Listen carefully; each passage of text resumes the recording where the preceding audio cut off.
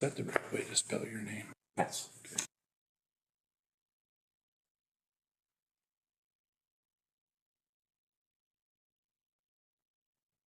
All right, good evening, everyone. It is Tuesday, April the 2nd, 2024. It is 6:01. Call to order the Keystone Heights Airport Authority meeting for April 2nd. Please, if you have not, turn your phone to mute, if you will, and ask everyone to please stand for prayer and then pledge of allegiance. Mr. Dagenet is doing our prayer tonight. Let's pray. Heavenly Father, we thank you so much for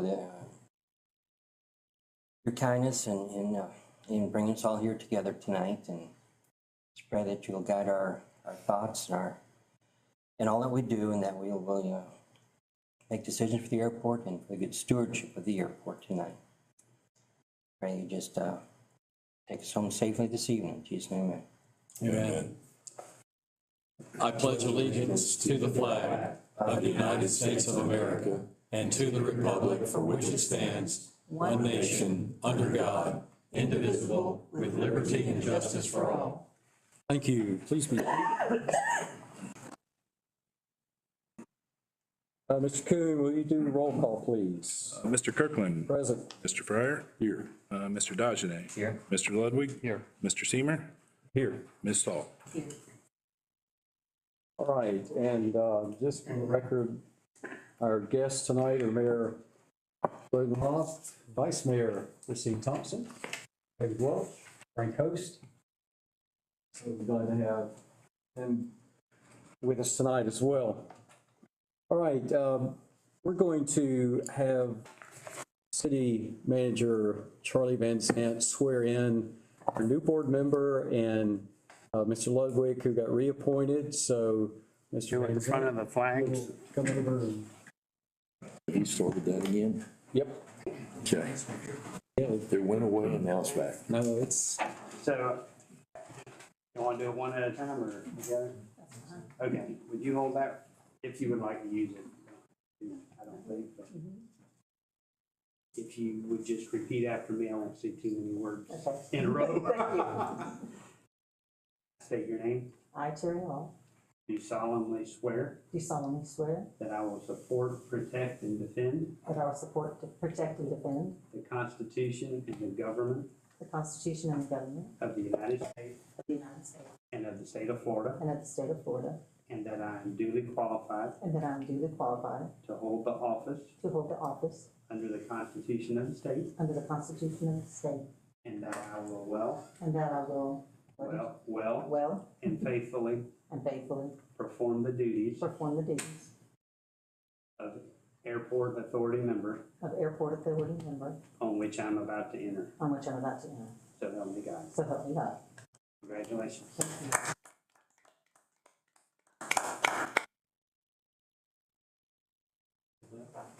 Yeah. Y'all switch places. there you go. Maybe get a good picture of you in front of the fire. I state your name. I, Robert Ludwig, Do solemnly swear do solemnly swear that I will support and protect that I will support and protect and defend the Constitution and defend the Constitution and the government of the United States and the government of the United States and the state of Florida, and the state of Florida.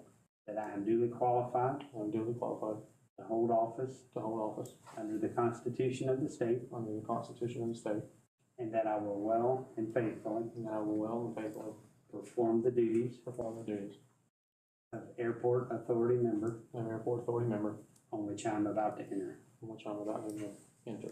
So help me God. So help me God. Congratulations.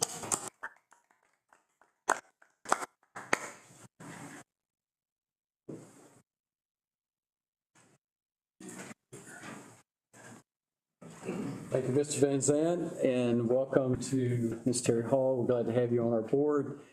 We have Bobby reappointed as well. And Mr. Kuhn, if you will, would you let the record show that Colonel Allen is also with us tonight? Will do. Sure. Thanks, Laura.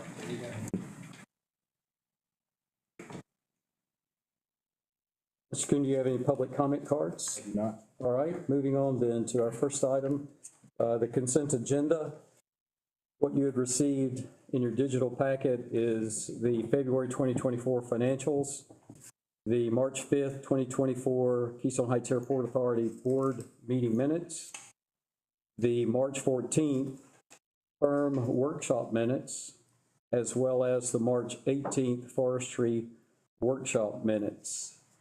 I will entertain a motion to approve the consent agenda. I make that motion. All right? And I have a question I would like to. Can we get a second and then we'll do discussion? One second. All right. Okay, go ahead. I would like to make a correction to the record there for the March 5th meeting minutes. Okay. And just to kind of officially, how do we go about? I think you just make the change and I make it. Okay, do I just do that verbally, or do I need to slowly walk through the terminology, or? I guess I don't know. That's a good question. State the error and state the correction, I would think. Yeah. Okay. Yeah, let's do it And that if way. I need to afterwards, then if I need to get with, be able to have that. But it's item number 4 under Mr. Kirkland's statements there, where it says on there, paragraph number 4 there, board member Ludwig concerns. And it's going to be the first part of the paragraph there, where it says, prior to approving lease renewal in November, Ludwig suggests the lease renewal terms were given verbally, not as part of the meeting agenda, and this is concerning.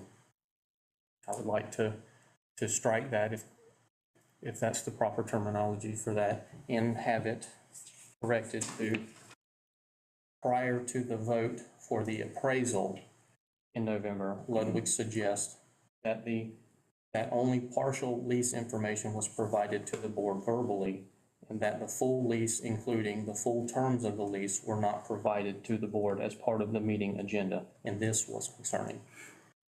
I believe that statement kind of captures more of what I was explaining during that portion, so. And if that's what the video states, Yeah. we can just make that change. That's not a big deal. Yeah, we can just amend it Okay. to include that. Thank you. That's all. Very good.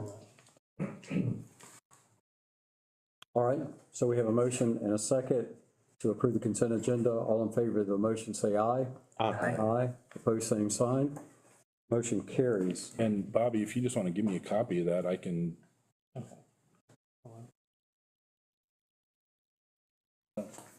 I tried. How might I be able to get these at the minutes? 71. We can, you'll give Craig your email address. And you'll get a new email address for the airport authority as well, That's right. and a laptop, so Yep. just give him your email address and he can send that to you. Okay, that'd be great, thank you. Yeah, we'll send you the whole packet, Okay. digital packet. All right, moving on to reports. Mr. Prane. Well, good evening, members of the board, and including the new member. This is a report on a project that's very near closeout. It's the rehab of the taxi lanes in the T-hanger area. You've got some information in your board packet, but I'm handing out a single sheet which highlights one item in the contractor's bid schedule where we made an error on the spreadsheet. At the last meeting, I presented change order 2 to you, and you approved it. And the line item 5, which is highlighted in yellow in the handout I just gave, that line item is a lump sum pay item. The contractor bid for that lump sum work $218,396. And again, it's I'm not happy about this, but it is correctable, but we made an error. In the change order 2 document, we inadvertently reduced their lump sum item by 3%. It's a lump sum item, they're due 100% of that payment. And so this is a correction to add back to their contract value 3% of line item number 5. And you're probably wondering, what is 3% of $218,000 in round numbers? The change order would increase their contract value by $6,000, $551.88. It's still covered by the grant.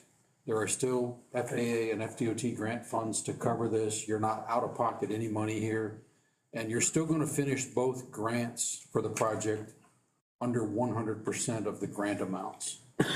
So it's, if you will, this is a correction of an accounting error that the engineers made, if that's a better way to describe it. Everybody might not understand what a bid schedule is, so I'm happy to kind of go through that if you'd like more detail on that. I don't want to gloss over the mistake. It's regrettable, but again, thankfully, because we account for all of the work using a spreadsheet and mathematics, it's correctable. I have already received DOT concurrence with the change, and I have requested FAA concur with it. The contractor has agreed and concurred, obviously, because we're correcting his contract value. He didn't want to give up $6,551.88. And I would be asking the board tonight only because I don't yet have the FAA's concurrence. We usually receive that by email. The FAA rep's been out of the office for a few days in training. So I would ask if the board's interested, if you want to make a motion for this, please make it pending approval by the FAA, so that if for some reason the FAA comes back and has a problem, I can cycle back to the board and discuss it with you at the next meeting. I'll make a motion that we accept change order 3 for the taxi lane construction project in the amount of $6,551.88, pending final approval by the Federal Aviation Administration. I'll second it. Any questions of Mr. Prang? All right, all in favor of the motion, say aye. Aye. Aye, opposed, same sign. Motion carries. Okay, David, I would normally get you to sign this, but if you don't mind, until I know I have the FAA's approval, then I'll get you to sign it. Okay, very good. So the next item I have, I'm gonna talk while I pass out. I don't know, Craig, did these get out, any version of these? They did not. Okay, so, Thank you for bringing. yeah, my apologies. Craig had given me a deadline and I missed it because we were still preparing some graphics. We talk first on your agenda, you see it says BIL. So the bipartisan infrastructure law, which Congress passed, I think, in 2022, provided 5 years of infrastructure funding to airports. In your airport category.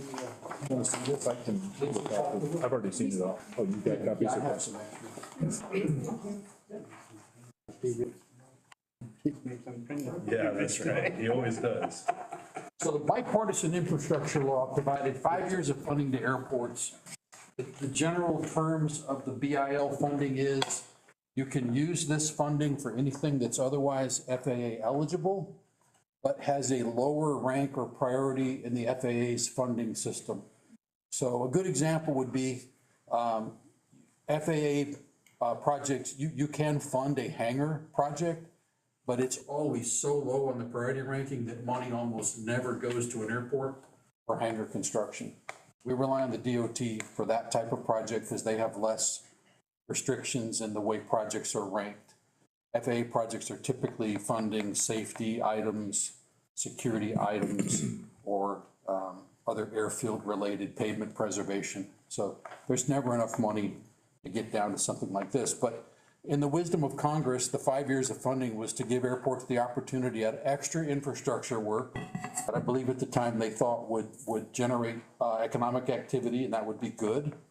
Over the course of 5 years, you're going to receive about $740,000 from the FAA. It's you get money every 5 years.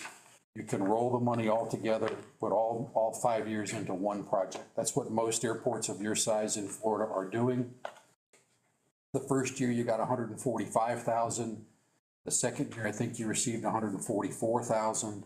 So you're getting about that amount of money every year. The formula changes year to year. You really can't do much of a construction project with 144 or even 300,000. That's why most airports are rolling it together until they have a reasonable size sum of money.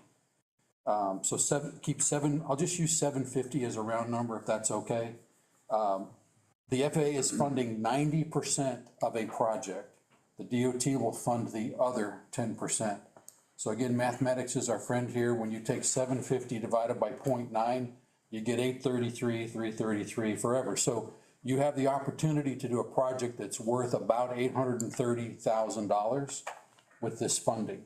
It is a finite amount of funding. You cannot use your non-primary entitlement FAA money to supplement a bill-funded project. And there's no bill discretionary money for this type of project. So basically, unless you want to fund it yourself or ask the DOT to fund more than 10%, the project value we're working with is $833,000. Have I lost anybody yet? The reason I'm here today is the FAA has required everybody to designate a use, a qualified eligible use for the first year of the BIL funding. So fiscal year 22 has to be committed to a project and under grant by June of next year.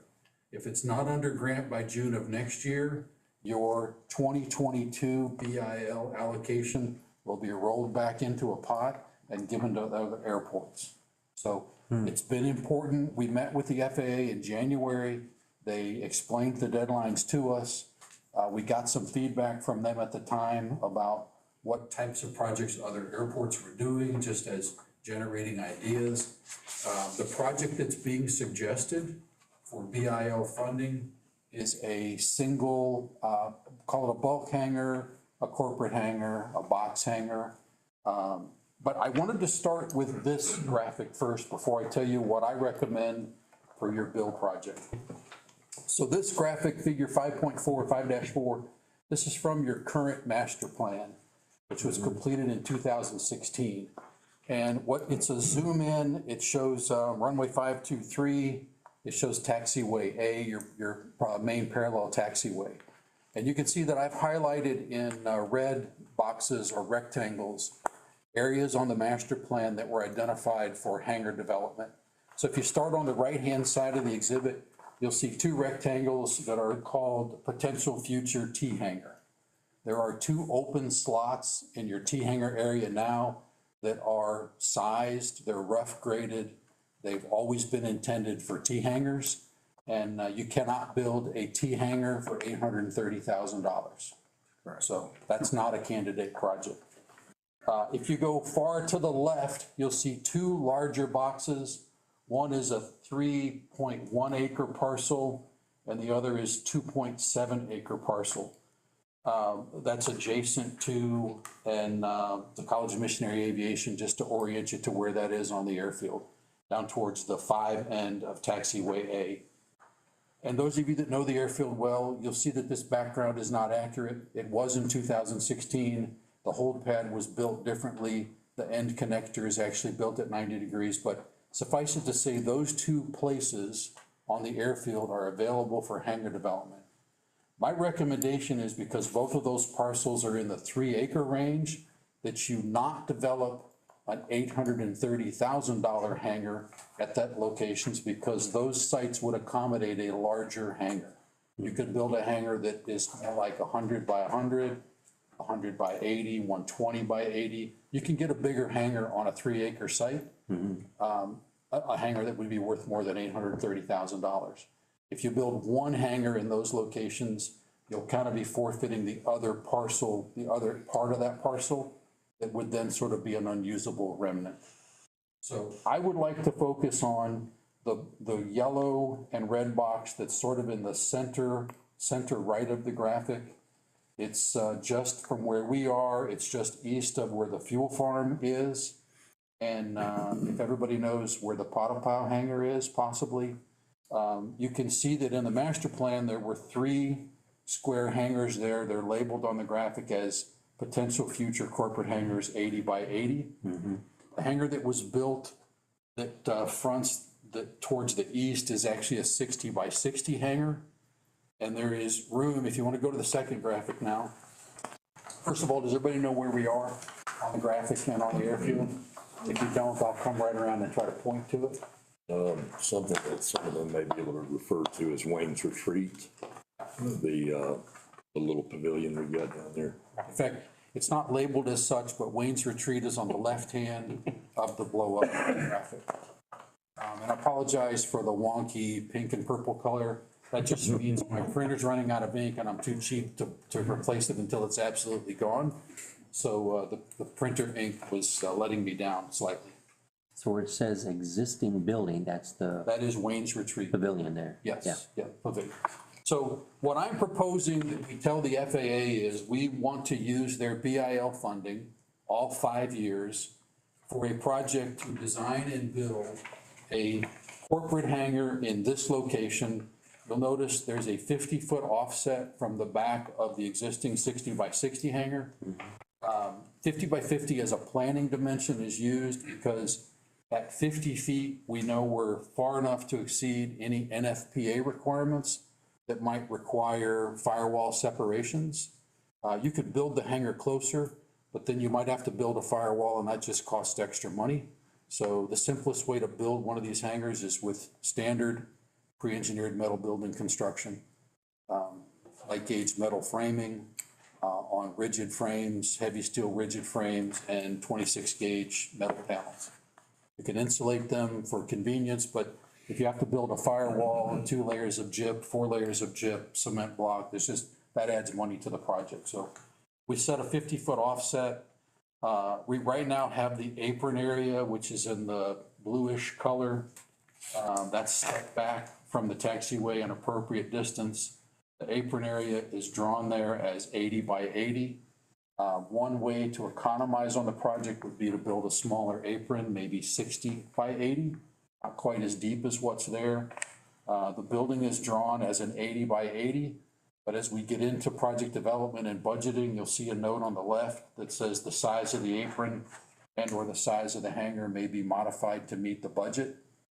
Again, unless the board wants to consider putting its own money into the project, we have $830,000. What's drawn here now is in the range of $1 million. We're already a little over budget. Craig and I have already been planning, and as soon as we have the board's input on this project, we're going to approach the DOT and ask the DOT to pay their 10% share and make up the difference. I can't tell you whether they'll agree to that or not, but they have been agreeable to funding projects lately. This is certainly a good project. But Craig thought it was important to just throw this out to the board. I think I'm about done opining on what I think. And you don't have to give me answers today, but if there are answers or discussion that you want to have amongst yourselves, I'll listen. If you want to ponder this and give Craig your thoughts during the week or before the next meeting, the short-term horizon, the short-term goal was to get consensus on what the BIL project would be. We can advise the FAA with certainty, this is what the BIL project is going to be, and then we'll start the process with getting a grant application to the FAA for the first part of the work. So that would meet the deadline of having the fiscal year 22 money under grant by June of next year. So when we built this hangar over here, that was $450,000. It's 80 by 80 with a hydro swing. That was, the 450 was for the building. Okay. Yeah, I think the site work pushed it a little over $500,000. So when we got that money, we knew we could do that within a year's window. How do you know? Is that why you're thinking $833,000 is going to be the price it is 5 years from now? No, we're gonna, if this turns out to be the project, I'm gonna recommend we start design in a couple of months. Right. And we go out to bid in the later this year, end of this year, and start construction early next year. So would it be financed then, in Nope, essence? You can, because the BIO program allows you to combine multi-years of money, You can pull money from the future back. you can get reimbursed for what you pay. We would just have to time the project so we're not making the last parts of the payment. until the 5th year of money is available. I guess I'm having a hard time following, so we'd have to be building that over, say, even 3 years? No, we would be building it in calendar year 25, Okay, which puts us in the time frame where fiscal year 26 money becomes available. okay, Because we have 22 already banked, 22, 23, 24 is already banked. okay. Waiting So for that us by to the use. time it is finished, all the money should be there. Yes, Scott, and so it is a bit of a shell game on where the money is. Yeah, I'm just looking And at where the 5 calendar years. is. And I can't tell you all of my secrets or Okay.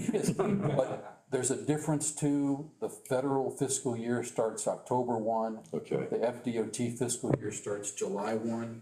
And it's literally a mind bender every time you have to contemplate, when am I gonna get my federal money? When will I get my FDOT money? Depending on where you are in the calendar year, both fiscal programs are actually a year ahead of what the calendar year is. Okay, So that's confusing, but the first commitment is to tell them what the project is. We have to clear an environmental hurdle, okay, which is, we think this will qualify for a simple desktop type environmental review. But we can't really clear that hurdle until we tell them what the project is and they identify what they think environmental concerns would be. what did you also approximate that, you've got the building size, but you don't have the acreage in that plot? And that is only for one of those hangars, it could be either there or there, right? Yes, the single hangar could be in either location. Okay, I would recommend we build it behind the one that's there now, and that preserves the use of Wayne's Retreat and that open area until funding is available in several years for the next corporate hangar. well, the only other suggestion I might bring is, when we did one of the, we needed additional trees to make it worth the while for the last harvest. And we took out a substantial amount of trees back here by T hangar A. We have a big area back there. I'm just thinking, if you ever wanted to put a larger hangar up here, would it be better to preserve that and maybe consider this location back here somewhere? And that's, what have we got, the taxi lanes? Are those Class 2 aircraft? So yes. You could get a jet in there? Nope, I think you just answered your own question. So you can't get a jet. T hangar A area is Group 1 aircraft only. Okay. The taxi lanes are not wide enough for Group 2 aircraft. Okay, so we can't And get with them. a 60 by 60 or an 80 by 80, your target consumer there is a jet Corporate jet fuel or a guzzling King or corporate whatever. jet. Okay, okay. You need somebody that's That makes just gonna sense. I'm guzzle just up kind jet of fuel. thinking, should we preserve that to put a larger hangar? Because it's on our, what we call our beachfront. Yep. And I thought maybe we could put it back here, but, so a Class 2 aircraft cannot come back in here, it's all Class 1. I think the better use for the site you're talking about opposite hangar A is a single side or possibly a double-sided T-hangar building. Okay, Or a box hangar building if it's a single side for Group 1 aircraft, a smaller aircraft. Where you could fit probably 8 in that spot, eight Okay. aircraft. One of the other issues too is that area adjacent to A that you were talking about, that's not shown on the master plan as a site for. And because we cleared that, just a couple of years ago, Yeah. with the intent. well, hadn't even been that to go long, there. yeah, about a year. So that's another factor that's big with the FAA is being on the master plan. Okay, I was just thinking of preserving this for much larger because it's right along the main drag there, but I think the But an goal would be 80 to by build an 80 80 by 80 hangar. building it's big. would accommodate a couple of common, say citations, or, There's 6 twins or airplanes something over like in that one at any given time. It's pretty big, yeah. so. And I think on this one, of course, the building is 80 by 80. There's another part of the budget is factoring in what size door to put on it. We've been speccing the single-piece hydraulic door. You can buy cheaper doors for hangars. You can buy less expensive doors for hangars. I'm not a fan of bifold hangar doors, cable-driven bifold hangar doors. They have a lot of maintenance issues. Honestly, the good old-fashioned manually side-rolling doors, they're the entry-level door. They have those that are electric though, don't they? You can get them with power assisted. They age quicker than a hydraulic door. Okay, It's harder when they get a little age on them and a little rust and some corrosion and some binding points. It's harder to push them. We sometimes see at other airports, so please don't take this the wrong way. I'm not addressing this to anybody in particular, but older pilots have trouble pushing those doors from time to time. we do. So we got one volunteer. A hydraulic door, I think, I don't know an age of a pilot that can't push a button that says open. Let me tell you what I ran into here recently though. And we were in a mad panic. We didn't realize the power had gone off because it was daytime. The sun was up. And I'm getting a call from a tenant, hey, I can't get my door to come open. Well, we're rushing now. What's wrong with this door? Oh, the lights don't come on. Yeah. You can't get the airplane out when the power's off. You could bring a portable generator down there, maybe wire into the panel, but anyway, that's Bifolds usually have a crank. That's why I like bifolds. And they've now moved to a strap system versus cable. I'd like to correct an earlier statement. I love bifold doors. Now that I know that Craig likes them, I like them. Bill? But that's because of snow, right? You got snowbanks to deal with. I've seen a lot of hangar construction in the past few years where they use a fabric door. Yep. How does that relate to a single hydraulic door, So, do you think? so we typically, again, you're talking to an engineer. If I'm an engineer, you already know I'm risk averse. So we typically would specify a fabric door for a really wide span fabric door where the weight of the metal becomes prohibitive. You can't move the door with manpower or mechanized equipment. And so then we're looking at like 200, 300, 400 wide openings.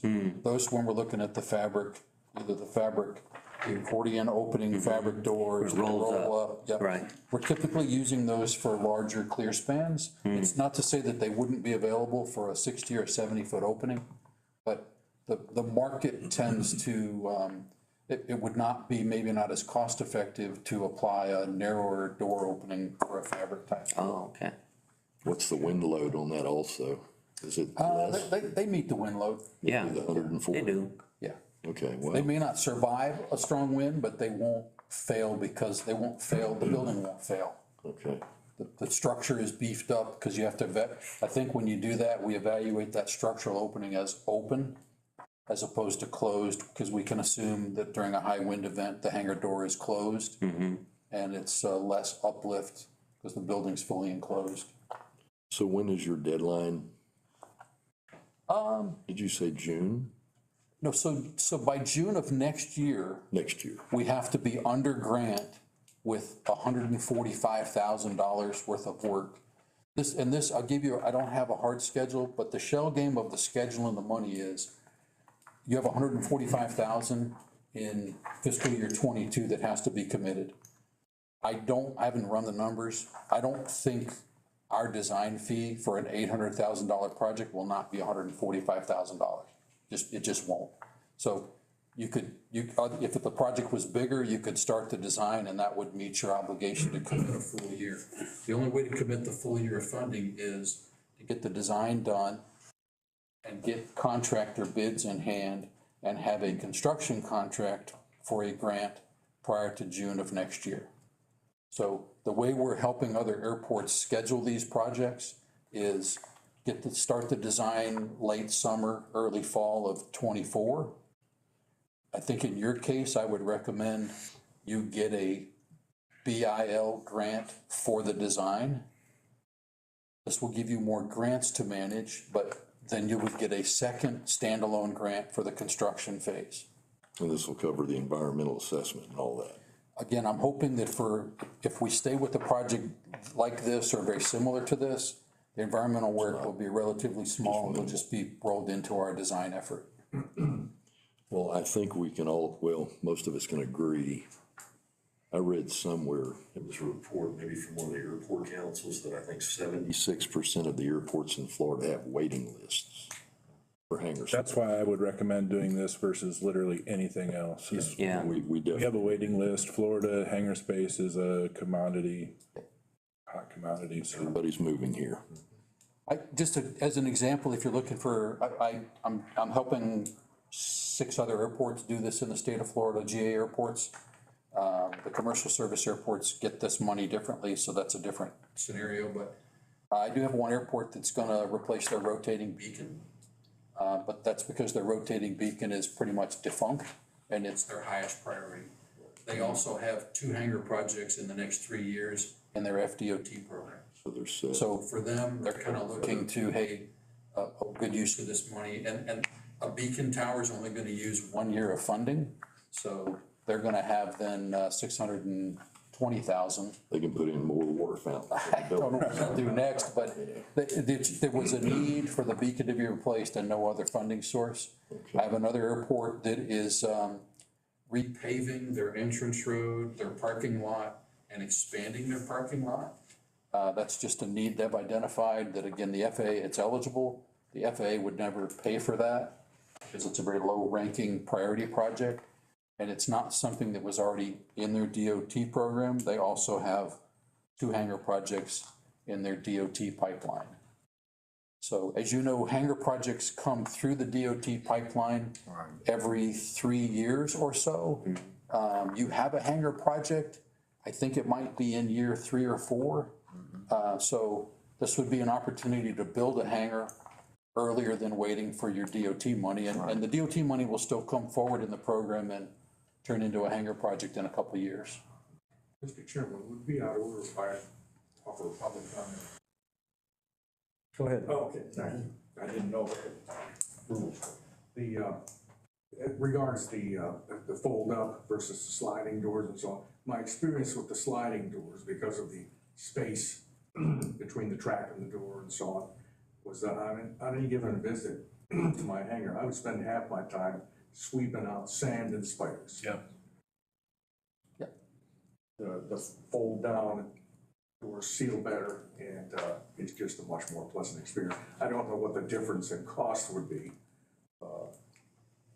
And given the shortage of hangar space, it's probably not a big deal maker for a lot of folks, but this old guy really appreciates it. Well, another thing with the bifold and the hydro swing, an added benefit is if somebody is choosing to work on their aircraft, as soon as you lift that door, you have additional roof space. Rain blows in. Yeah, it'll come in a little bit, but you have additional shade. Yeah. So, now would anybody at this table be against somebody giving us a hangar? I mean, is this something we can vote on now, or is it possible to do it too soon? Should we wait a little bit? I don't necessarily need a vote per se, unless you want to just. Or just I guess the goal today was to give the board a chance to comment.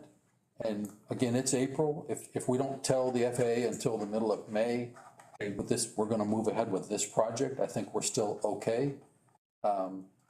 In fact, honestly, I probably have 2 or 3 months before the FAA says, hey, you need to tell me what your BIL project is.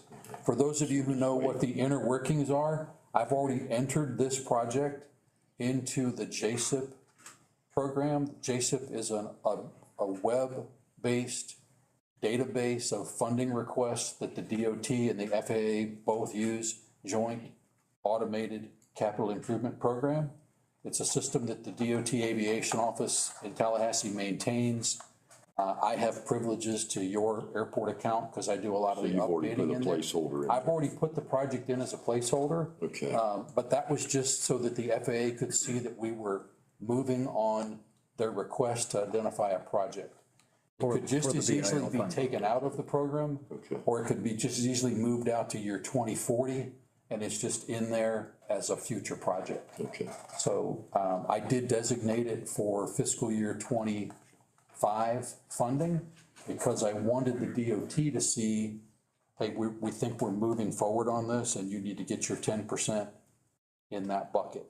Okay. And again, waiting for feedback. We didn't approach the DOT on making up the funding difference until we just had a general consensus that the board liked this project, or maybe you like this project with some adjustments.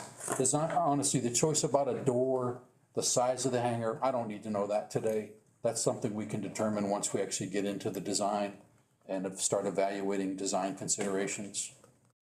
The important things was site and then the discussion about size. So we have an 80 by 80, we know basically what that looks like.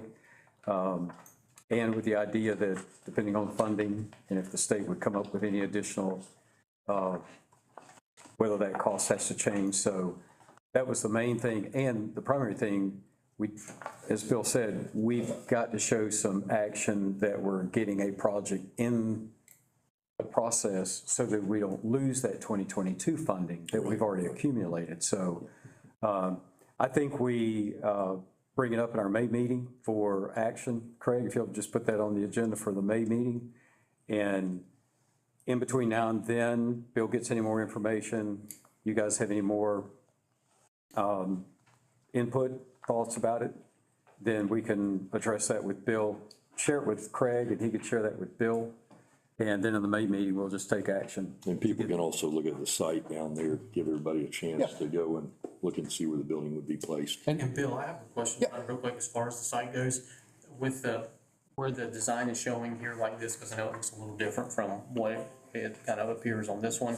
Is that still giving it where it's leaving enough room potentially for, in the future, another one with the right offsets and all? Yes. So that would. We could offset 50 feet and have another template just like that that would come short of the fuel farm. It probably does impact Wayne's Retreat Pavilion building. And I think there's some picnic casual use. It wouldn't, the second hangar wouldn't impact all of that. But yeah, there is room for, just as shown on the master plan, there is room for another hangar template with a 50-foot offset.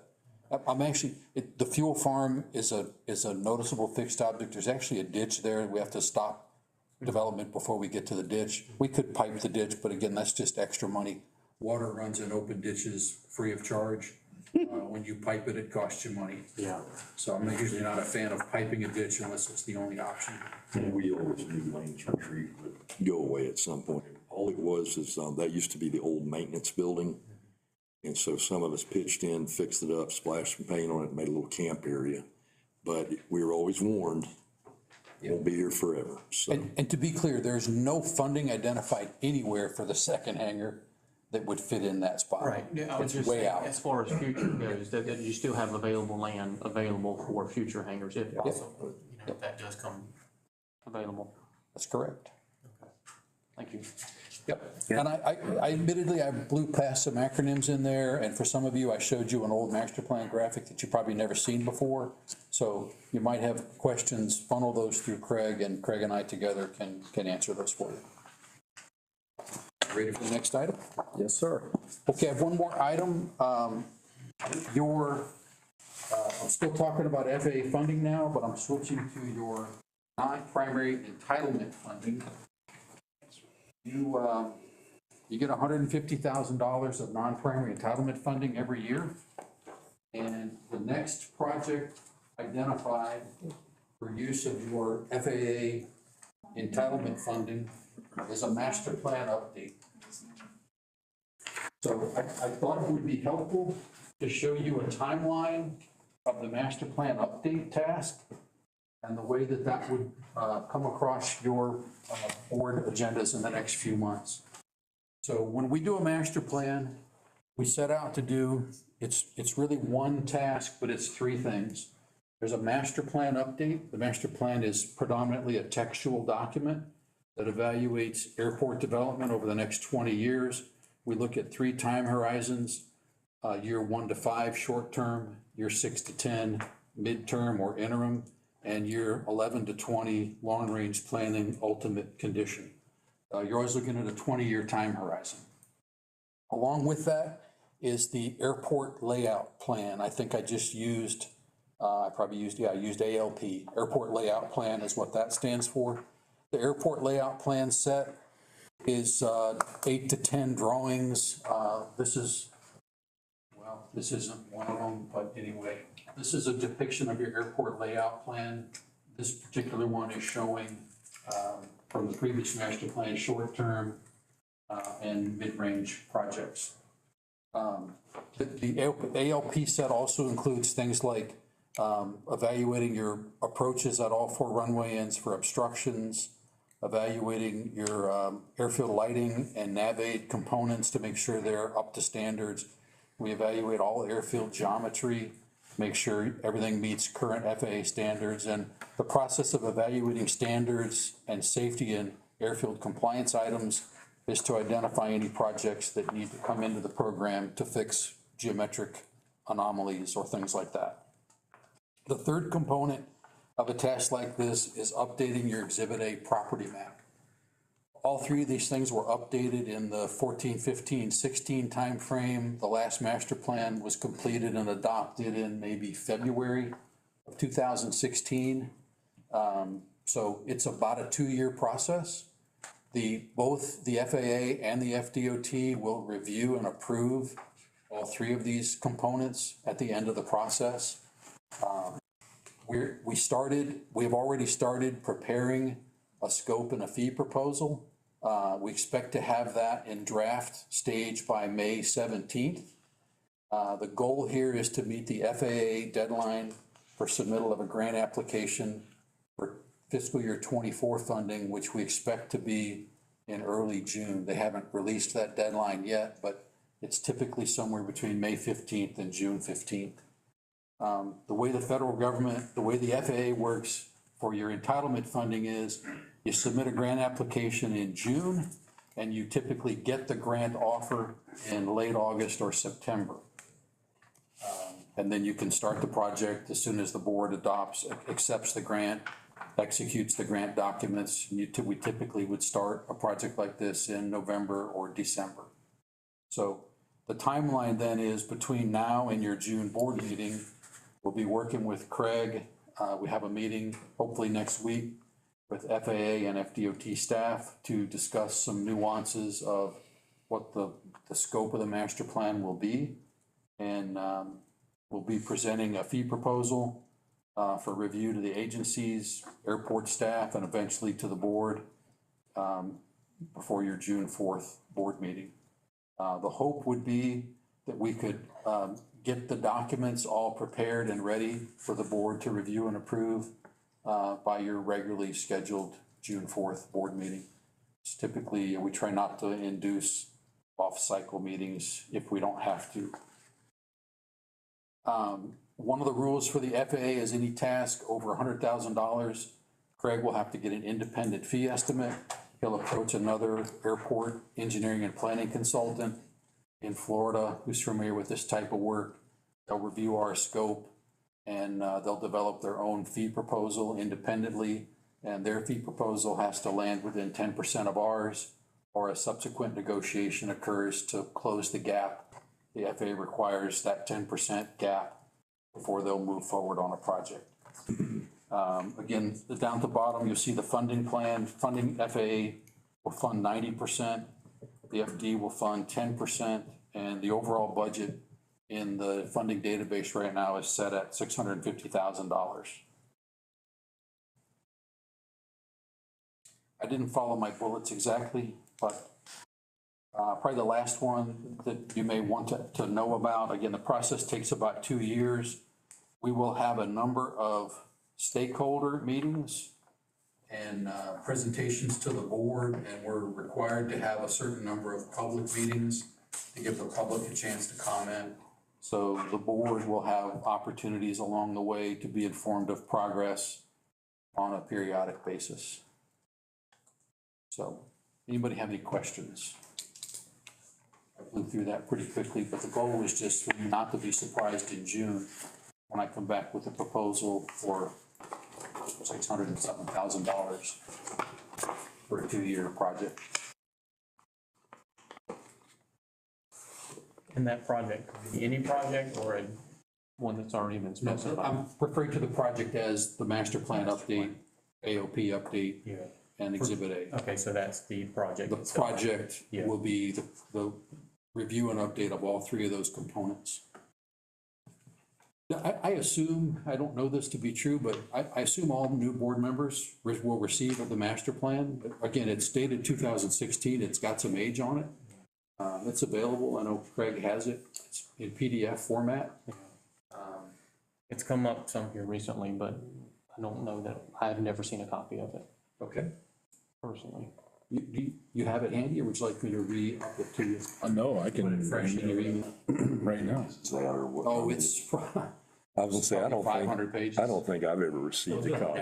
It's always been available, but Yeah, About that thick. yeah. yeah. Yeah. what does that you say when you're having problems going to sleep at night? Yeah, One of those yeah, nights? if you're insomnia, for sure. Yeah. I'll point out too that like most things with the FAA, there's probably 6 different guide documents. They pretty much tell us what to do in a master plan. Again, there's questions, nuances. Do you have to have a recycling and waste reduction plan?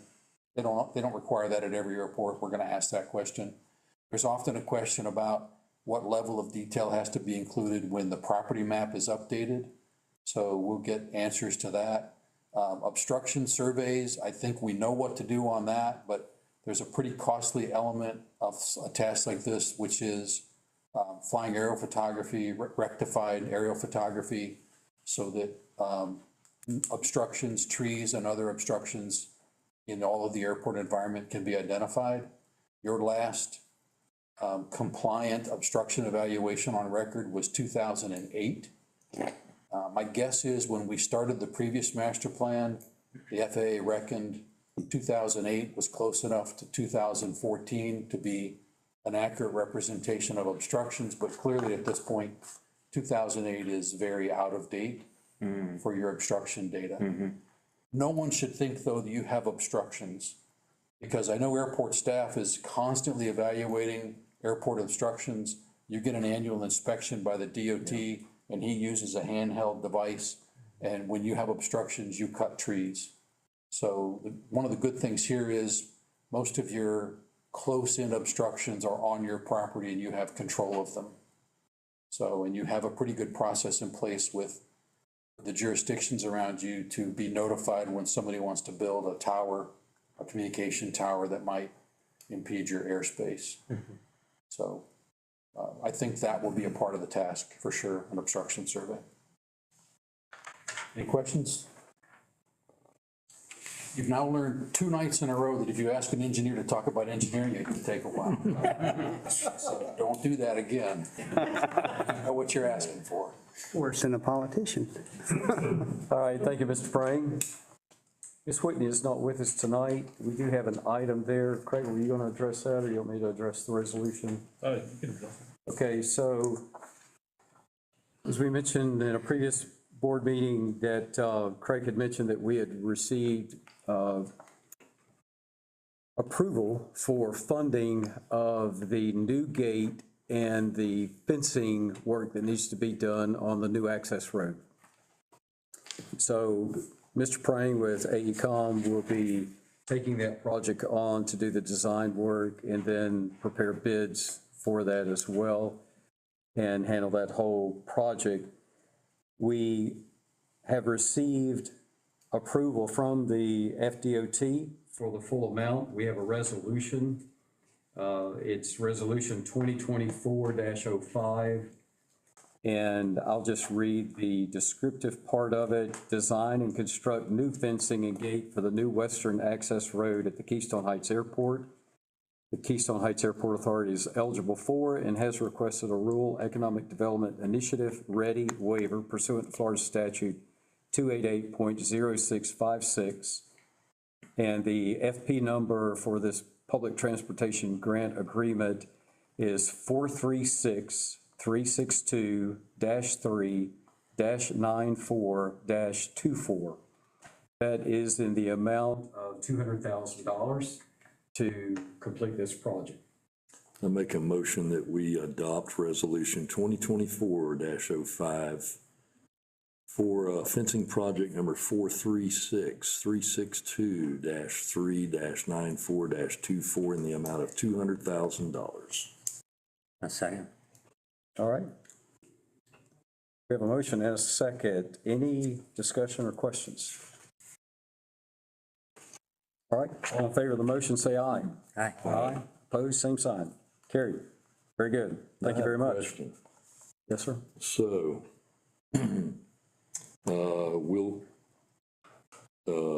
AECom will do the design and engineering. They'll go out, you'll find the bidders for us. And then once that project is started and completed, I guess it has to be completely completed. And then Bradford County will be notified, and they still have money with the funding, and they still have time. Is there a window here of expressed timeline in which that has to be completed, or? I don't think so. No. Okay, Still talk with Scott Cornegay and Jason Dodds with Bradford County, and they're just waiting on us to get the fence opened up so that they can make that connection from the end of the new access road to State Road 100. They've got the approval from FDOT, they've got culverts, they've got the line brought, everything else to make that connection. okay. And that gate will be just a manual gate that will be opened, or it will be electric? It will be Electric gate. How good? We'll Yes. have another gate to work on. Do all the gates report to us when they're open or closed? No, No. I'm looking at doing that though. Yeah. Yeah, we're looking, because that's so far away, and, you know, the issues we always have with the lightning and everybody has with gates, but there's some new technology that's being implemented, and some of that technology will allow for actually being able to know, it will provide a status of whether it's open or closed, and even looking at possibility of trying to get maybe a security camera. That's what I was gonna, didn't we talk last month about the security cameras? So Craig can give us a little more information about, he's been working with Brady about what a process might be to accomplish that. You You want to, don't have to. It was under my thing. oh, was it? Okay, sorry. You have to address that now. Just want to wait, yeah. Wait till you get there. Either way, Well, yeah, I mean, we are looking at putting cameras out there, but that gate location is so remote that there's really not a good way to get data out there. And if you're not gonna run a wire, you have to, shoot Wi-Fi across the airport. Well, we're working on that, but the easier solution would be to get cameras with a cellular signal. Right. And I guess the state has a contract. I haven't looked too much into this, but it's like a flat rate that you pay for as much data as you need. And so that's how we would view those remote cameras. But yes, we need to be able to see that at all times. And I would like to be able to see, I know the firm gate has some kind of remote operation. I know that Rob can see if it's open or closed. We need something like that. Yeah. Yeah, because the general public, that's just open, because it's so open to the general public. Right. Like, oh, let's see Let's what's go down here. Yeah. And I do have a concern, I guess, just since we're talking about the new West Side Road, down Airport Road from the firm gate to 100, there's quite a few skid marks. And I've talked to Brent about that. This new road is pretty straight, pretty flat, looks inviting. Yeah, so, I mean, I just explained to him that, don't tell Dave, okay? the racing's supposed to take place that's why they come out here. Not out on Airport Road or anything else, so I don't know if I'm gonna be able to get a good view of the I don't know all that yet, but, if I do, and we can identify them, they'll be trespassed from the property, so. The other thing we've talked to Bradford County about, because that will be a county road, they'll maintain that, the right-of-way, all of that. So Mr. Cornegay has assured us that he can work with the sheriff, and if it needs patrolling, we have issues, that he'll be glad to help us with that. But anyways, sorry, go ahead. Pardon me? That's it, I am. Okay, all right, very good. All right, moving on. Mr. Fryer, airfield updates. I think we did. Did you vote on the resolution? We did. Okay, perfect. Yeah, I thought we did. Should have missed that, because Yeah. you don't get the money. Yeah. You don't have to follow it. What resolution? Okay. One you made. I think that Charlie mentioned last night at the city council meeting, I watched it a lot of times on YouTube, and we do have some unique challenges out here, but I want to toot the horn for some of our guys out here. So in the interview process and some of the city council, well, Mayor, were you just the only one? You and the previous city manager, I think, were here for the interviews, but we did hire, and I think we've all agreed we've done very well with Craig. But when he went to hire, and I still hate to use this term, airfield manager versus airport manager. But Rob Cornelius was available, and we had interviewed him for the airport manager. Anyway, Rob's doing an outstanding job. Some of the things I want to talk about, and you're new here, and thinking back, we probably should have done this for you guys. Now, you may have some knowledge of some of the acronyms we use. But Bill mentioned the rotating beacon at one airport. Well, our rotating beacon was down. And so, just to explain it in layman's terms, not to treat anybody, substandard, but airports have unique lighting and unique designs as nav aids or navigation aids. Well, I can tell you from flying in here at night, this area, when the runway lights are off, is just a black void. It may as well be Lake Santa Fe sitting here. So the airport beacon is very much like a lighthouse, but it guides the aircraft. So when you're some distance away, you can see a beacon. We've seen beacons as far as, 40 miles away. Would that be a fair assessment in flying at night on a clear night? Some airports. Yeah. So our beacon went down. Now, when we talk about projects that the city has, and I don't want to underestimate anything those people do, they do a fine job down there. We have some unique challenges, and one of those is our beacon is 85 feet off the ground. Our bucket truck won't reach it. But we're very lucky. We've got a good neighbor here in town that has some very high reach bucket trucks. But anyway, want to commend Rob Cornelius and Justin Crawford for getting up there, because even though I fly airplanes, I'm scared of heights. I couldn't get up that thing. But they got up there and replaced, I think, the ballast and the bulbs this time. Wow. And Got hit by lightning. how long were we without the beacon? About 3 weeks? Yeah. And I have a bead on my previous airport. We got an LED beacon. That would be the ultimate goal at some point. I think down here you need a stainless steel casing due to the salt. Humidity and everything, so. Yeah. But probably 17.5 or so installed. That's not the tower, that's just the rotating element. Correct. And it's a direct one-for-one replacement, the same company, but anyways, long story short, I had an issue where these things start to nickel and dime you.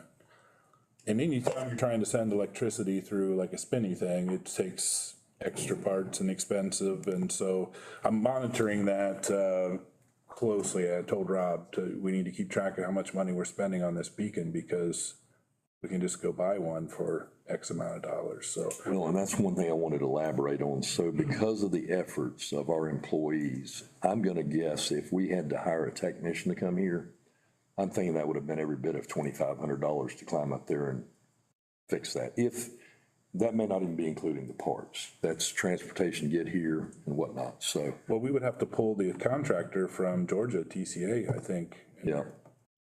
That's gonna be. Yeah, and they're, Service call. 3.5 hours away or something like that, Tifton.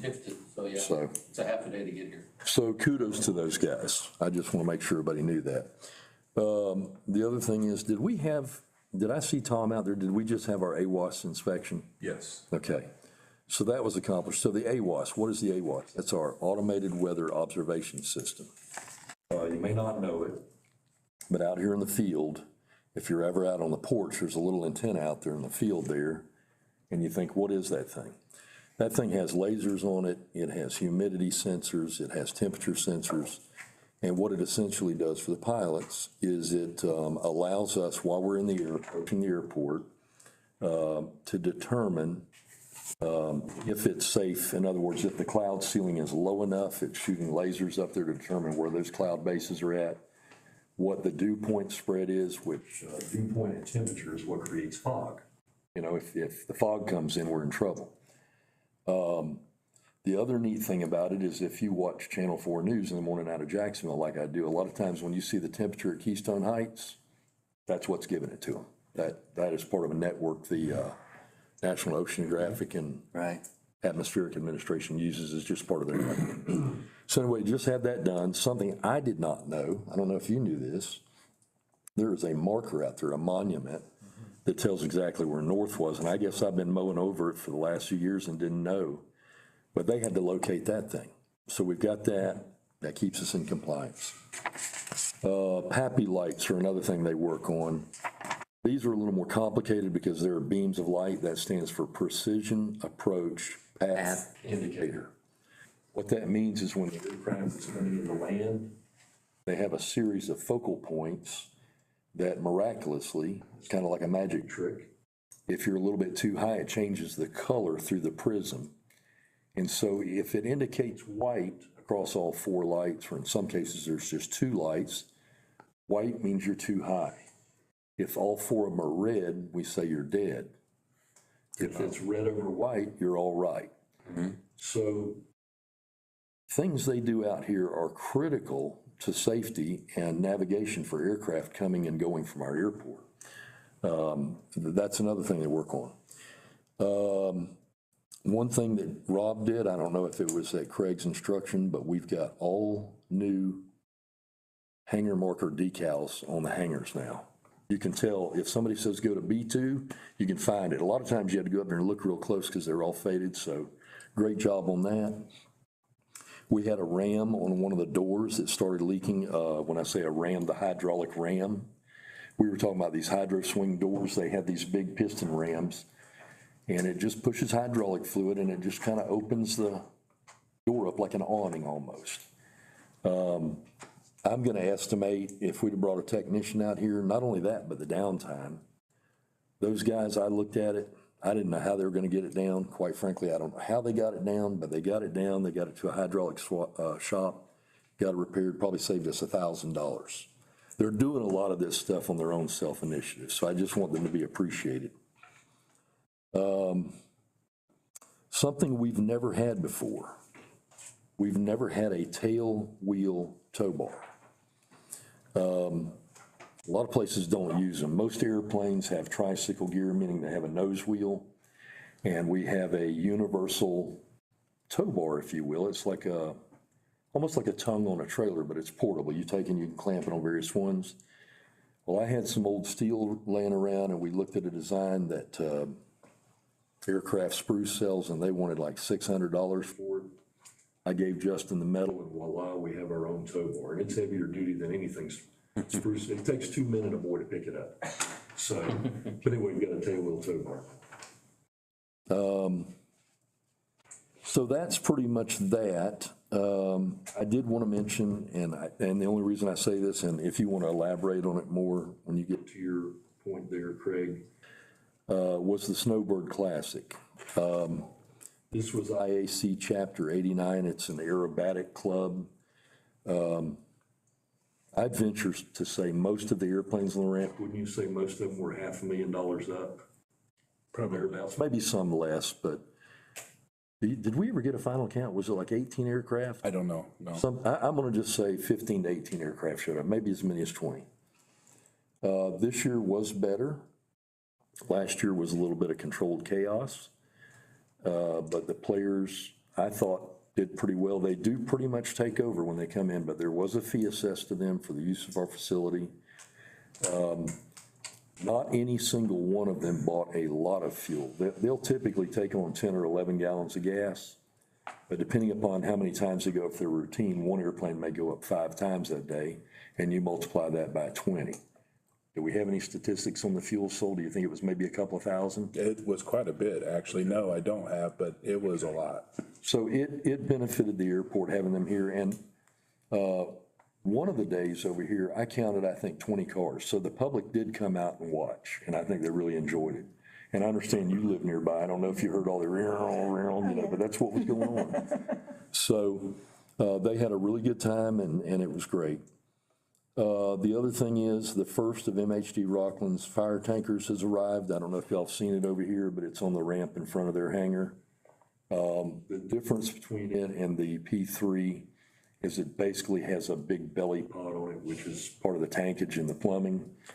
And Tina here, they shipped one propeller and had a little mishap. The freight company damaged it, so she had to come out here on a Saturday with her crew and get another one and send out for the second one that's coming.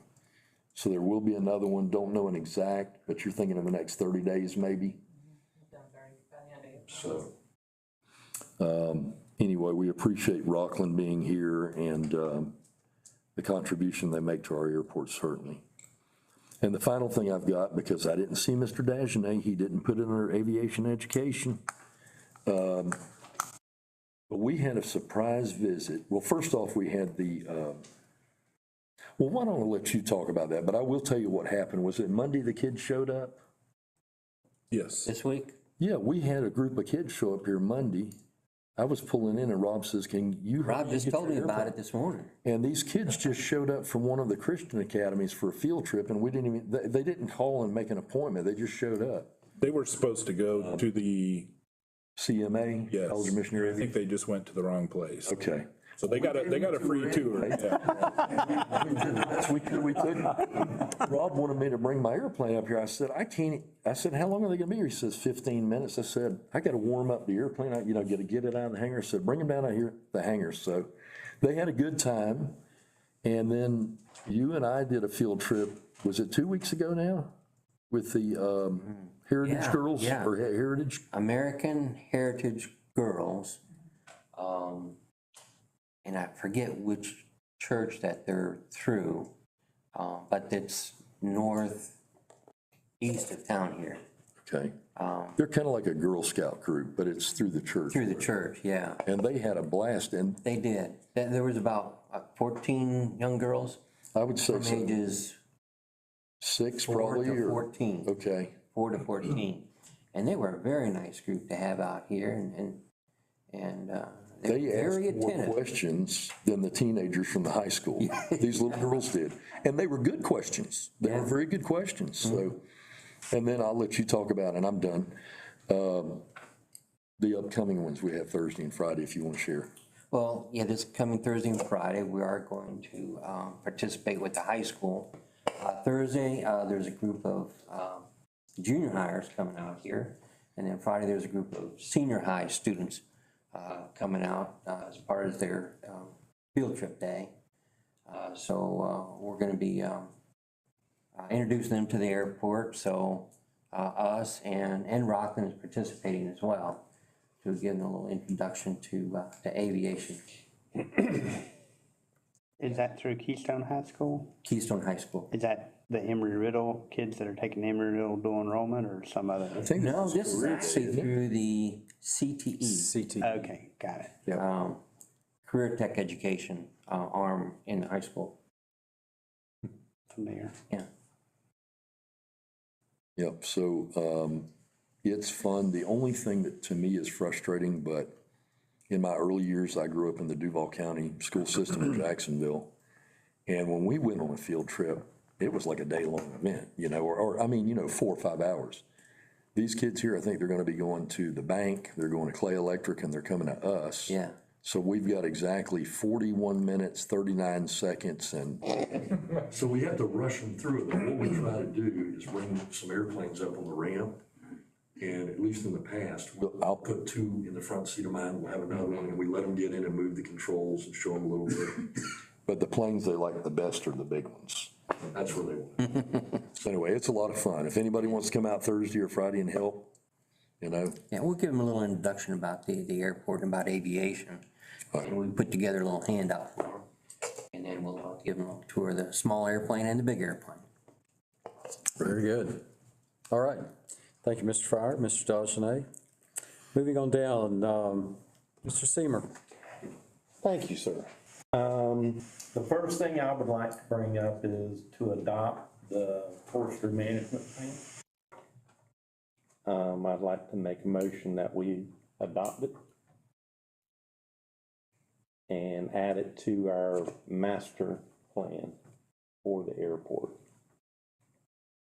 Does that get added, Bill? How's that work? I've never seen that before, I guess. Yeah, so I think what we would do in a master plan, frankly, most airports don't have a forestry management plan because most of them don't have over 2,000 acres. I think what I've talked to my planner is it's certainly relevant. We'll probably attach it maybe as an appendix or just by reference.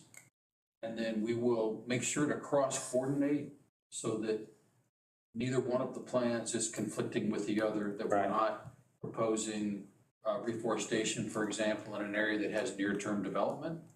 That would just be poor planning, for lack of a better description. So I had some questions about, you just did a motion, right? Yeah, we need a second. I was gonna say, can we have a second so we can have discussion? I'll second it. Okay. So when you say adopt that, and I think we were all in agreement, I was so impressed with the amount of work that young man did. And for any of those that weren't here, you know, this is Florida, we're in Keystone, and I see sand and I see dirt, and I thought that was the only two distinguishing. He pointed out like 11 different soils we've got just here on our property. And then he showed where wetlands were. I mean, he went into great detail. But the only thing I'm not saying I have a problem with your proposal, but not remembering everything that's in there, is there anything that commits us to spending money in your motion? Just the reforestation. Okay, so my problem with voting for that at this time is without knowing a dollar amount, or, I mean, if it's something we want to add and get into some lineage as far as budget. Since we have a master plan now and we're back being a timber farm, they do grants for reforestation. Okay, And that's one of the things why I'm pushing for us to adopt it and add it to the plan, is so that we do have another way of getting money to do reforestation. Besides cutting timber. yeah. Timber sales for. So I don't have a problem with that. Is there some way, and I don't know if this is even proper, you could reword your motion to clarify that this would just be for the acceptance of grants and basically, or maybe even by this discussion it clarifies it, just so we're not committing a dollar amount to say like. In the plan, there is mention of no dollar Our amount. funds, this is just grants that we could be eligible for? Right. Okay, that's what I need clarification. And so just let me interject something here, because I too thought it was a great plan. Did we ever get a digital copy yet? No, He's been in school. yeah. And I'm supposed to get it tomorrow. When I do, I'll forward it to you. Okay. Okay, I think Ms. Hall would be really interested too, I'm gonna give her, as a resource. I'm gonna come to that and I'll give it to her. So I agree with adopting the plan. I think the plan, the way Mr. Carlton laid it out, was for each year at different sections that he depicted on his diagram and what should be done in those areas. I think what Mr. Seamer, if I'm not putting words in your mouth, but make sure, I think he's saying we just adopt the plan as presented. Okay, As far as implementing then some of those steps that he has recommended, that would come back to the board for taking action on. I could agree with that. For whether it's thinning that he had recommended or whatever it may be. Mulching. For different stages? Yeah, for the stages that he's put in that plan. So I think overall, it's a roadmap, basically. It- We're adopting the roadmap. it's a plan. Okay. It's a plan for how many years? And again, I don't remember what the, Some of it went If out we like go 40 with the, years or if we replant with the longleaf pine, we're talking 100 years. Yeah, yeah, but I mean, as far as his plan, as far as what he had on his About a spreadsheet. 20-year. Yeah, I thought it was somewhere a 20-year plan, so. And also remember, he said it's a living plan, it's a fluid plan. okay. And we can, if we need to adjust it, we can. It's not a strict, you've got to follow line item A or B or C. That's It's just just what I a wanted to hear. management Yeah. plan. So did I convey, I guess, what you Yes, were, sir. in your motion, agree with that that. we're adopting the plan that was presented in the workshop? And then from there, then either Ms. Hall or Mr. Seamer comes back with, okay, here's a recommendation for the next step Right. that we would go. Nope, that clarified it. Thank you. Yeah. So get a motion and a second? We have a motion, I second. call for Any the other question. discussion? All right, all in favor of the motion, say aye. Aye. Aye. Opposed, same sign? Just ask a couple questions. Yes, ma'am. Okay, so you said that the property has been classified or certified as a tree farm? Yes, ma'am. Okay, I wasn't aware that, there had been a time when it had not been, right? Right. And I asked Carlton about that. And Mr. Johnson, that used to be the senior forester for Clay County, he took it away from us because we didn't replant. And he's moved up the food chain in the forestry division. And he was actually against Mr. Carlton Scott putting us back as a timber farm. And Mr. Scott told him, said, look, we got somebody that's really interested in making sure that it's managed properly. and I think that they will. And so, I didn't know what kind of stipulations there are on that, to maintain the certification. Is there reforestation. just that you, okay, just constant, replanting? Yeah, if you clear cut, you have, because we have areas that were clear cut and hasn't been replanted. And I don't know how many years ago they were clear cut. But it, At different, phases, they had never been replanted. So that was the thing. So as part of this plan to actually go in and do something and try and bring those back into production? yes. Okay. Yes. And who was it that did the forest plan? Carlton Scott.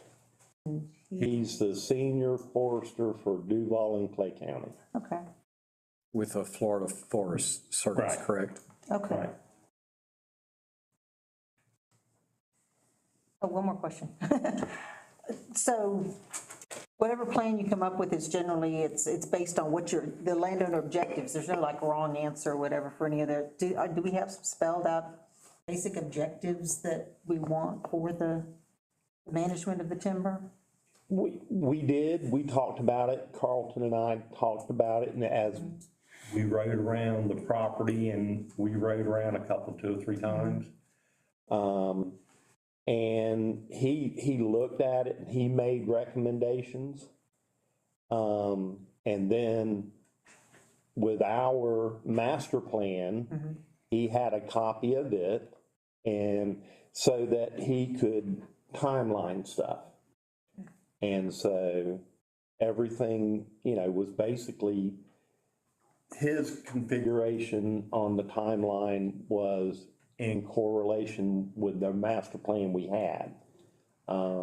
So everything with, the future development areas and stuff like that, the third row thinning. Is the bulk of it sort of that y'all are trying to like do hazard reduction? Or hazard reduction with the same, also timber production? I mean, is there any kind of emphasis on wildlife or Yes. maybe discouraging some wildlife? We do have conservation areas Yeah, that are spelled out in the plan, and I got the plan, I'll give it to you. great, okay. Just curious. Yeah, no, absolutely.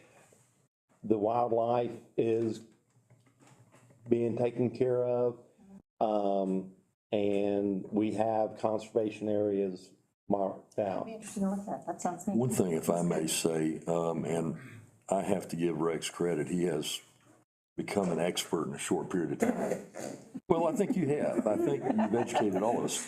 But one thing I think we have to, makes us unique is balancing between keeping the runway approaches open and safe, the open areas, not drawing the wrong type of foul, because some airports have a problem with bird strikes. You hear about it all the time.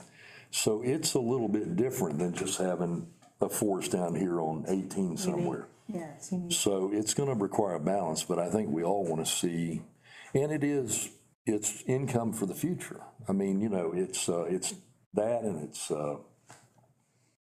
one of the things I was amazed about. I did not know this, and I'm still not sure of the exact amount, but I did ask Carlton about it.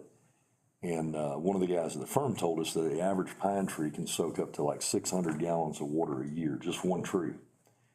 And that blew me away. And sure enough, when we did a clear cut back there, guess what Wet came as back? it could The water all came back. Which, well, you're not to your next thing yet. No, we need to finish the vote. Yeah, so as far as an objective, the airport has not had one because we didn't have a master plan, a forest-type master plan. So now with the plan that he put together and the recommendations that he's made, which includes the thinning, mulching in some areas between existing trees, and then the reforestation as well. So now we have something that we can actually say, here's our path. Sounds good. All right, so we had a motion and a second. We already voted on it. I thought we did. Yeah, we did vote. She asked before. Okay, that's what I Yeah, thought. I didn't hear her vote. Okay, Yeah, I'm sorry, I called Yes. the question too fast. okay. All right, very good. The next item is sending out bids to harvest timber and biomass. We need to actually Draw out where we're going to clear cut. And But isn't that in the plan? it is, but we were gonna add the front by 100. The tie road. Weren't we gonna do that in part of the new road coming in? Remember, you're gonna do like a 200-foot setback? Didn't we talk about it in the shop?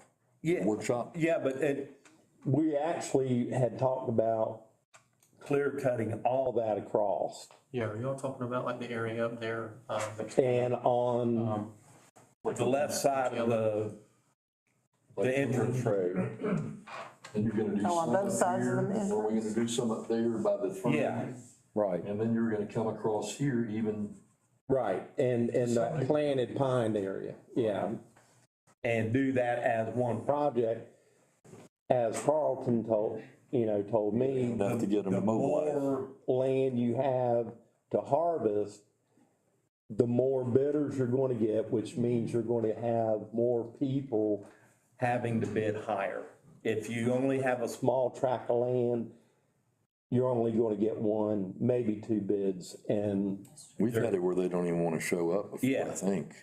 because it's too expensive for them. Right. Yeah, to it get them is. They mobilized want to be off able the to sit there diesel and have and everything. production for extended So- time. if we do that, and then along 1129,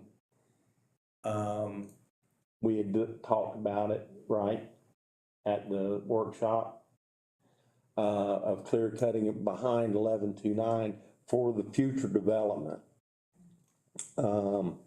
So I haven't calculated all, but there is a way to look at the maps, and calculate exactly how much land there is, and, Do you have an estimate on how much you're thinking about clear cutting? I think it was right at 300 acres. Well, I don't know, and so that's what I was gonna follow up with a question is, I think what we need to get is from the plan, those designated areas, and then these additional areas we've talked about, how about coming back to the board with an actual drawing? Okay. In a number of acres like Ms. Hall has asked about too, and That's a pretty good size clear cut. then That's good, yeah. take action on it from there. I've got a Okay. question too. So as board members, he and I cannot go out there together. So We can. I have some concerns. I want some of the area off runway 5 cut on the approach to 5. What's the best way for me to do that? Should I get with Rob and point it out to him and then let Rob go with him? Yeah, I think so, or Craig, because Craig can delegate. Or I can draw it out on a map somewhere and it can be handed. And, I mean, while we're doing it, because I've already got trees that I know are gonna get us, they do every year on this next DOT Yeah. inspection. inspection. Oh, I- Got one or two down here on the approach to 2-9 I need to get Right. out to, so we may need to do a little cut. Let's include all of those. Oh, absolutely, absolutely. And I think Scott included a lot of that too in Yes, his sir. plan, especially with the RPZs, because we told him, we definitely need to keep those areas clear for the glide path issue, so. Well, we were cutting them one at a time is what a previous Right. airfield manager was doing, and I said, that makes sense. Let's go ahead and cut a swath back and not have to worry about it for the next 15 years. And Even along with the wild fence growth. here, Especially from the, Oh, for our fire College. break and all that? yeah, from the College of Missionary. Yep. that area absolutely, when They're in here. Justin would be good to get with on that. No, I'm talking about when we're harvesting. Right. No, but I'm saying, he knows an area we were gonna clear and we couldn't get into it with the excavator. We thought we could. Yeah. When we rented that big excavator, and it was just too dangerous, so. Yeah. He'd be your guy along that fence line to show you where we could and couldn't get in, but anyway. Yeah, because there's a couple of ditches that. Right. Being the airfield. Right. Yeah, that we need to be aware of as well. Okay. All right, so is that, everybody agreeable? Is that good with you, Mr. Seamer? Yes, sir. On that? And then you'll give us a total number of acres, once it's computed or whatever, as to what we're gonna be. Looking at. yeah. Do you know what the ages are of the timber? I think it varies. It's all over the place. There's, Carlton broke it down in the plan and, but it is, he's done a really good You'll job. probably look at it and it'll be just like reading a map to you. Yeah. I mean, he did a good job on it, Yeah. as far as I could see from a layman's point.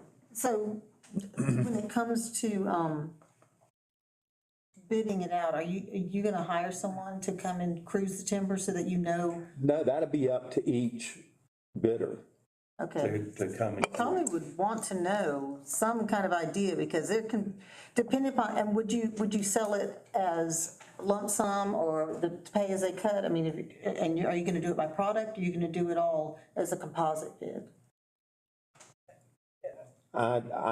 I'd have to look in his plan and see how he suggests. Yeah. I can't pull it off the top. Well, I would just say that if you do a composite, you're less worried about how they decide they're gonna sort the timber.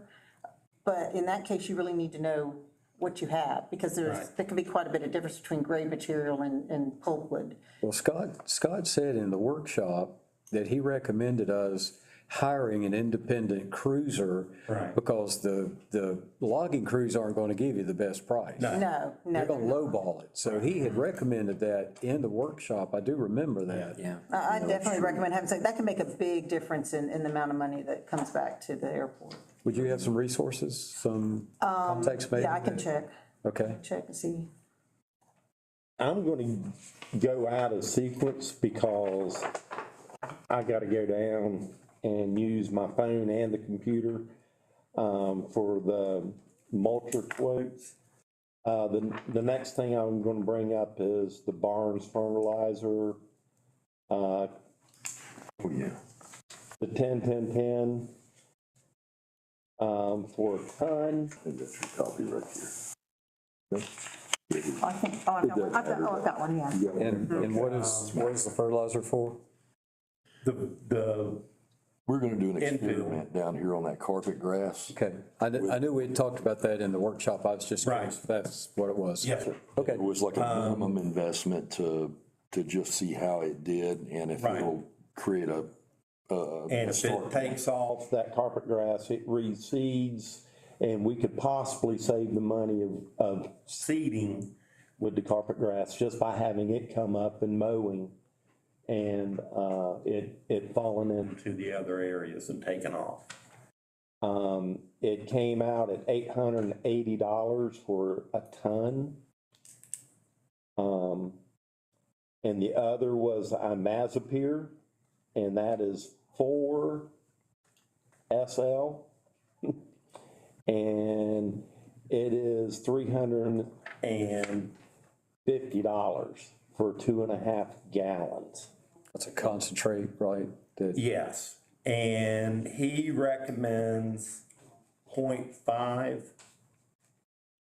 And this is 4. So, What is it you're treating with the herbicide? around the runway lights Okay. and stuff like that. Fence lines, And- signage. And one of the big things that he reminded us about. We knew we had some and it had been treated with some Kogan grass. Oh, no, y'all have Kogan? We have a little bit of Kogan on one end of a runway that's been treated previously, but Who did the treating? yeah, I don't know, it's been years ago. Because there's been a little bit of change in prescription and stuff, because I know I've had to treat some Kogan too, and Right. that stuff's bad news. Yes, and that's, everybody we talked to talked about, just the issues with Kogan grass and how hot it gets and the oils and et cetera. So Scott had recommended that we use this product on that. So, Okay, so 4 pound of Mazepir is what that is? Yeah. Okay. So what did you say it takes per gallon? 8 ounces, no, it would be a little less, 8 ounces to 2.5 gallons. Okay, 8 ounces for 2.5 gallons of water. Yeah. So I calculate there's 320 ounces of this concentrate in that 2.5 gallon. And what I'm trying to figure, we're trying to do the math, because when we buy this glyphosate, is that what it's called? Glyphosate.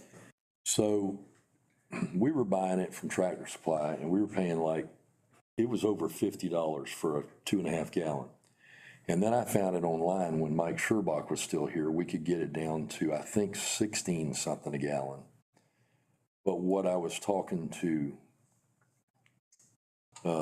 Justin about earlier today, and then when Rex first came in here, when the meeting was getting restored, we didn't violate the sunshine law. Everybody was in here. This stuff here, now, did you say it'll go 2 years, or he said a year, I thought? He said 2 years. Okay. But even if we did a year, the manpower savings, because we have to go out there about 4 to 6 times a year and treat this, plus the cost of the glyphosate, even though this seems outrageously expensive, we actually could save money in the long run by buying this stuff here, because we spray it and we're done with it. And then we can free up the employees to do everything else that needs to be done and not be, you may have to do hot spots every now and then. So I want to do some more calculations on this. I was going to get with Justin tomorrow morning and Rob and see if we can figure out. So you're telling me it would take 8 ounces per 2.5 gallons. for 2.5 gallons of water, 8 ounces of, why did you say that? Imazapyr. but we don't need to do all that now. No, but I'm saying tomorrow we'll do that and we'll try to get some numbers and I'll get it relayed back through him so he can come back to the board and see if we want to or. Yeah, let's move on with what we want to do here. So, what's your recommendation there, Mr. Seymour? I recommend that we, Purchase the ton of fertilizer and Imazapyr. You don't have to make a motion for that. It's within his purchasing. Let's break them apart, okay? You said a ton though, right? Yes, sir. Is- 40 bags. at 50 pounds. That's 2,000 pounds, yeah. It's like a pallet, right? Yes, sir. That is You have to go to Hastings and pick up a pallet of this fertilizer. That's under your limit that you can spend anyway, so, Right, but I was just bringing it to the board yeah. so that the board would understand what's going on. I think we can have a consensus of the board to move forward with that. We'd have to have votes. Okay. He's authorized to spend, more than that, so do we have a consensus? Everybody agree with moving forward with both the fertilizer and the Imazapyr? Everybody good? All right. And the last thing I have is the mulcher quotes. I only got responses from 2 vendors. One was Crystal Tractor in Hastings, and the other one was Linder out of Jacksonville.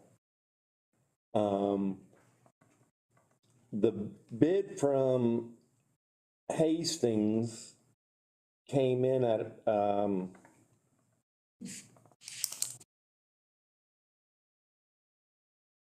$120,568.50, and that was for an SVL, because they're both Kubotas, and that was for an SVL 75. Okay, can I just interrupt here just for a minute? Number one, we don't have it in the budget. okay? Okay. So what I'd propose that we do is pull those numbers together. Have we looked at the numbers for hiring somebody that has mulching equipment to do that same work? I was going off of this because at the workshop, you told me after the workshop to get quotes. Right. And so that's what I did, and that's what I'm presenting. Okay, well, what we need to do is keep that for the time that we do our budget. Give that information to Craig, because we're gonna start working on the budget. He has it already. And Okay. then we'll put that in there as an item to be considered. But let's get both. Let's get both, the equipment, that's what you're talking about, right? Right, it's. Vulture head, That's outright purchase. outright purchase. The other So- thing I would suggest is see if we can find a place we can rent it. That's what we did with the excavator. I understand. Yeah, I was doing as I was directed Right. by the chairman. Yeah, we talked about that in the workshop to, find out, because that's one of the things that Scott put in the master plan that needed to be done on some existing timber, because we had so much fuel load that accumulated there over the years. Yes. I do know there are individuals that do that type of work as well. So it I'm would, familiar with some too. okay, so I think what we need there is back to his plan, because I know he stipulated areas where we needed that mulching done. Look at those number of acres. And I think we have to do a cost feasibility study too on, what's best. Is it best? We've got a limited staff. It's hard for them to keep up with mowing 9 months out of the year, so let's look at all of the options that are available to us. Again, I'm only reporting what you asked me to do at the workshop. Excellent, did a good job. Okay, then that ends it for me. All right. what was the other quote, just for the heck of it? Could you say the other one? Well, the other one. No, we're We just gonna throw one more number. gonna move on. Okay. All right. Mr. Coon, you have a lane shark and fuel facility. Yeah, I was just, we're working on the lane shark. I think Scott had been, I had a quote from a couple months ago, so we're gonna have it installed for less than the grant amount, so we're good on that. Bill, on the fuel, I was just gonna update him, and just briefly, obviously,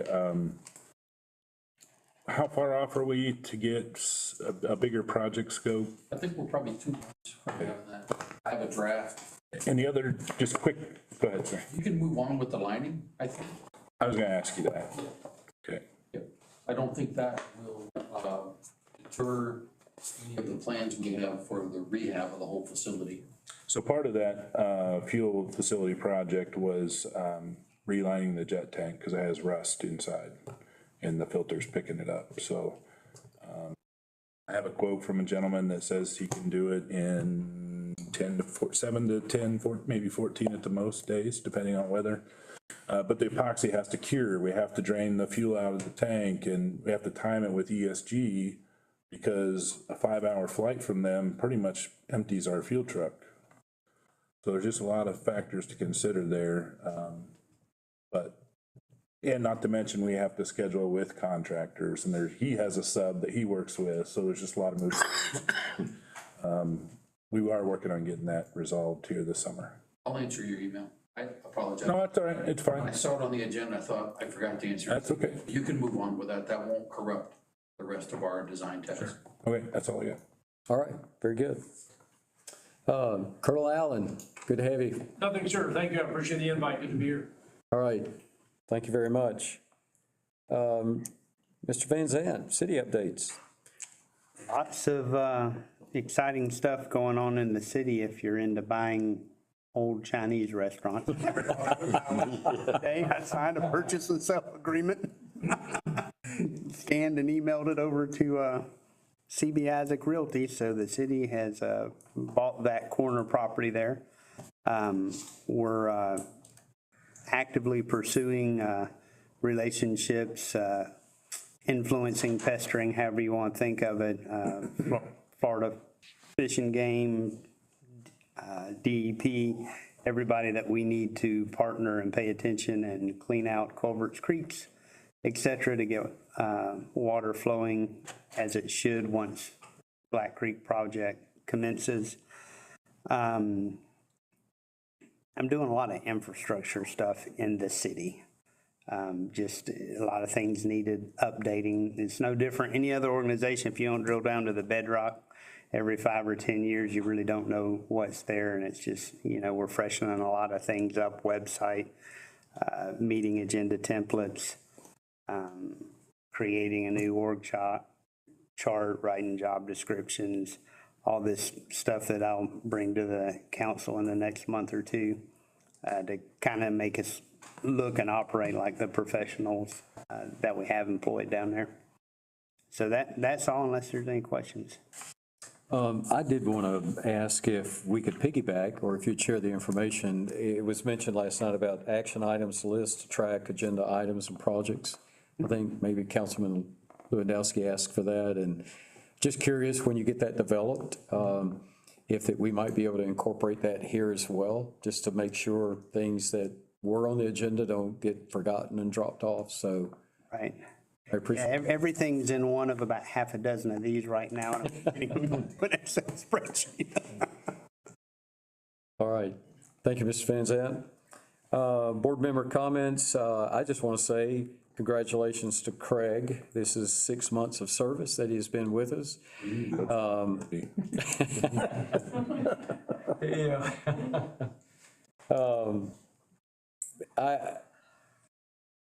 We've done a lot of work together, and the fact that he came in with all the experience that he has with communicating with the FAA, all of the reimbursement, that's a pretty big process, as well as DOT. Managing and staying on top of all of that has been a great asset, and it's done in a very timely manner. We have a quicker turnaround now because of that, and I tell him, but I just want to publicly say how much I appreciate what he's done here, and bringing Rob on board, getting him acclimated and oriented to the aviation side. Kind of different from the military when he was on that side, and what he's seeing now is a little different. So he's done a great job there. And the last time I wanted to mention was congratulations to Mrs. Terry Hall, and to Bobby again for being appointed and reappointed to the board. So that's all I have. Any other comments? Mr. Seaman? Go ahead, Bob. All right. I have a comment and then an ask for a favor. The comment is basically, well, first of all, I never take anything for granted. So my area was kind of blank for this month because there's always that, Might not show up. yeah, so that's the only reason. I do have things that I'm looking forward to being able to present for next month there, but I just, again, not taking anything for granted. So I am glad to be here again and get to be able to serve a full 3-year term now. The last year literally did, fly by, and there was just a lot we had going on throughout that time period. So I'm very thankful and fortunate that I'm going to get to now be able to continue on and move forward, and excited to see what we have in store for the next 3 years, and hope that I'm able to provide to commit to, contributing to the progression here. So very, very thankful for that. And the ask that I have is just that if it's possible, because in my first term, or the first year there, I never received any of the bylaws. And I know that that's something that we've always had discussed throughout the year, just different things. And I know there were some updates, and just want to see if it's possible that for all the board members, and because we do have a new board member as well. Without a doubt, sure. For all of us, including, all of us, that we get an updated version that we have, so we can, because again, that is, I think it's such an important part of what we, how we operate. So I would appreciate that. Included with that, I don't know if you have the minimum operating standards as well. That's all digital. So if you'll make a note to send those out, Craig, we can. The minimum standards are on our website, but all the board, the purchasing policy, employee manual, or whatever you need, I can get it. Okay. Very good. Anybody else? Mr. Seamer? Yes, I would like to ask you a favor. Remove me from Conservation and Natural Resources and turn it over to a person that is a lot more qualified than I am. And you just became an expert. I'm gonna tell you, this last year has been many a night sitting up reading and reading and reading and trying to figure stuff out. And luckily, I'm good at finding experts to lead me. But if it's okay with you, I would rather educated person, not somebody that's totally relying on other people's opinions, but somebody that has done this for years. If she would take mine and I would take over her as the legislative liaison. I know how to shake hands. And kiss babies. I'm agreeable. Ms. Hall, okay, she's agreeable. All right, we can make that change on our agenda as far as titles there. Does that have to go through any formal? No, Okay. no, it's just, He appoints anyway. it's part of what we discuss. Like next month, we'll be talking about chair, vice chair, for the coming year as well. So that's a 1-year type thing. So, all right, very I good. do appreciate it. Thank you, sir. You're welcome. Any other? Any other comments? I'd like to just say that, I appreciate being here and everybody being so welcoming, and I find all the talk about the airport and aircraft fascinating. My dad was a helicopter pilot, did 3 tours in Vietnam. I know a little bit about aircraft, but I don't know all the acronyms that you use. You'll learn. I'm glad to. And I appreciate everything that you've done, Rex, because I know that you were out of your element, but it sounds like you did a great job putting together a plan and everything. And I didn't know, how are we able to interact? Like if he's available or whatever, can he take me and we can go look at Yes. the property and see Yes. what's, okay. That'd be great if I could get familiarized. The highlight. Okay, so No you- decision-making or anything, but just. No discussing Right. of anything that Right. could possibly come up for a vote. Right. I can take you and show you the property That would be great. and that. Okay. And I can even get a friend of mine to meet us that's a member of the Hunt Club, and he'll let us into the Hunt Club. That'd be fantastic. That'd be great. I'd appreciate I'm that. going to present you with the forestry master plan. Oh, wow. Okay. And as soon as I get the digital from Carlson, it will be given to Craig, and Craig will send it out to everybody. Fantastic. Thank you. All right. One thing that she'll also, what about, does she just get with Craig to fill out her W-2 or W-4, whatever for her? Lori. Lori will get with you. There's a couple of W-2s, W-4s that you need to fill out. Also, guys, reminder for all of us, don't forget your Form 1. It's due before July. I could not get in, I could get in to read the instructions, and I could not get into Form Like a 1. broken link or something, or it? It just kept kicking me out. I went to the Department of Ethics and followed their link, and I had issues with it as well. So I was going to get with Craig, because I know he had given us a link in, I guess, the agenda last month. There was a link on some document he had sent out for us and had the same issues. So we'll see if we can get that resolved. Like I said, I went straight to the Department of Ethics site and didn't have a lot of success there too. So just keep that in mind. That's something we all need to do, we're required to do. It's a financial reporting of your income. It's not to give to the IRS or anything. It's just through the ethics board. Can you get here during regular business hours? I mean, Oh, can I? yeah. I need 2 to, I till can, 5, I yes. think, every day. All right, we've completed our agenda items. Any more board comments? All right, we'll consider ourselves adjourned at 7:55. Yeah, she's just got to have all your information for your tax withholding.